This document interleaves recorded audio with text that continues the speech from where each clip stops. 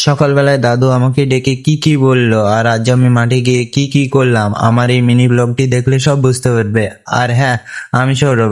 সকালবেলায় ঘুম থেকে উঠে আমার দাদু আমাকে ডাকছে, তাই যাচ্ছি।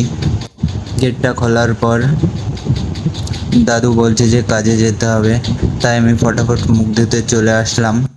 ব্রাশটা হাতে নিয়ে দিয়ে বাড়ির পেছনের ধারে আমি পেছনের ধারে দাঁড়িয়ে 2 মিনিট ব্রাশ করার পরে আমি মুখ ধুতে চলে এলাম। মুখ টুক ধুয়ে ঘরে আসলাম। ঘরে এসে ফ্রিজ থেকে 1 বোতল পানি বের করলাম।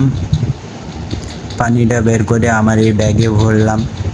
ব্যাগে আর তার সাথে আমার নিডিনটাও নিয়ে নিলাম। নিডিনটা নিয়ে আমি আমার সোজা সাইকেলের কাছে গিয়ে আমি আমার ব্যাগটা বাঁধালাম। ব্যাগটা বাঁধানোর পরে আমি সাইকেল নিয়ে বেরিয়ে পড়লাম আমি কাজে যাওয়ার জন্য। রাস্তায় এখন যাচ্ছি আমি। দিয়ে চলে আসলাম আমাদের এখানে বিএড কলেজ আছে, একটা কলেজের সামনে। দিয়ে আমি চলে আসলাম মালিনতলার 3 রাস্তার মোড়ে। দিয়ে আমরা এখন এই সাইডে যাব। যেতে যেতে চলে আসলাম প্রায় আমাদের মাঠে। আমার সাইকেলটা আমি এইখানে রাখলাম। তারপর একটু সামনে গিয়ে আমরা এখান থেকে নিচে নেমে চলে যাব। একটা পাটের জমি পার করে আমরা চলে আসলাম।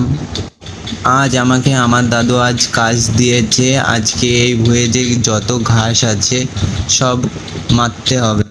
দিয়ে আমার নিলিনটা হাতে নিয়ে আমি চলে আসলাম। আমার সাথে আর একজন কাজ করতে করতে জাস্ট এই ঘাসটা দেখলাম, কি বড় একবার সাইজটা। এখানে আমাদের ভুঁই অর্ধেকটা মারা হয়েছে। দিয়ে দাদু গিয়ে বললো যে খেয়ে নিন।